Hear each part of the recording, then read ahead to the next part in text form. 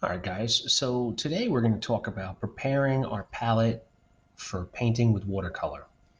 Now, some of you, this will apply to you because you might have the watercolor cakes. And if that's the case, it's already all set for you. Some of the things might apply, but for the most part, that'll be all set. For others that have tubes, let's talk about how to use the tubes. Now, the first thing I'm going to do is I am going to eliminate white and black. Okay. We want to try to avoid using white and black unless it's absolutely necessary. So I'm going to stick with these colors right here. Now, when you're going to be putting the paint onto your palette,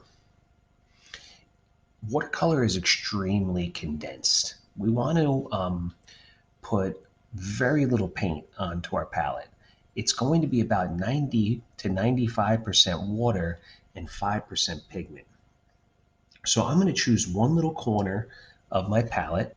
I'm going to press my tube to the palette itself. I'm going to do a very small squeeze.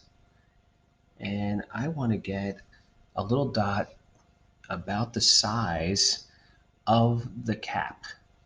Okay, so about the size of my cap. Now, some of you have larger caps. These are very small.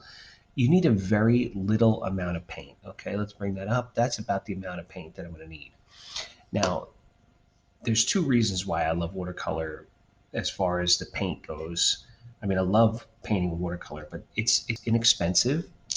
A set of watercolor paint like this will last me. I could probably make like 100 paintings with just this one little set. So it goes a long way. And the paint, when it dries on your palette, it's not ruined. If you use acrylic paint, when acrylic paint dries on your palette, once it dries, it's no longer usable. And oil paint takes a lot longer to dry, so you have some time, but once it dries, it's also not usable. But with watercolor, this came out a little bit. With watercolor, that's more paint than I would have wanted because I was squeezing to get the cap off. The paint can dry on the palette, and once you wet it, it just comes back to life. So once I set this up, I'm not going to have to put new paint on until it's absolutely necessary. In fact, sometimes I would prefer using the watercolor once it dries. So for instance, I'm going to put this on my palette, lightly squeezing. I'm not putting them on in any particular order. To me, that's not super important. It might be to some artists, but to me, it's not. I'll wait for these paints to dry before I even start painting. If you get watercolor pencils, and some of you might have gotten those, might have gotten watercolor pencils, um, essentially all that is just dry watercolor inside of a piece of wood. And that's what a watercolor pencil is. You know, if you wet the watercolor pencil, it's going to turn into paint. So this is how we set up our palette.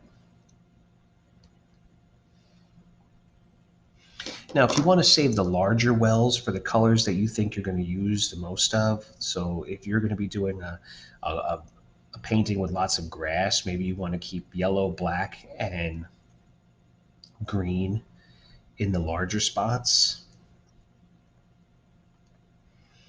I think I'm going to kind of use a little bit of everything. I'm going to leave one empty in case I need to use black at the end. White, we're not going to use. White, the one challenge for watercolor, one of the challenges, is planning ahead. With watercolor, anything that's going to be white, you want it to be the white of the paper. We use this white paint only if it's an absolute emergency. Okay, we don't use it if we want something to be paler. You just simply add more water. All right, and black we save for the very end. We don't use black right away. A combination of blue and brown will make a pigment that's very, very close to black. Okay, so we save the black only if needed. So don't put white and black on your palette. These are the colors we want to put on. This is what your palette should look like. This is actually plenty of paint to get started. You might not need more of this for your first painting. This might be just enough. All right, so again, this is how your palette should look. That's the right amount of paint. Don't put any more than that, and this watercolor will last us a very long time. All right, that's how we set up our palette. Thank you.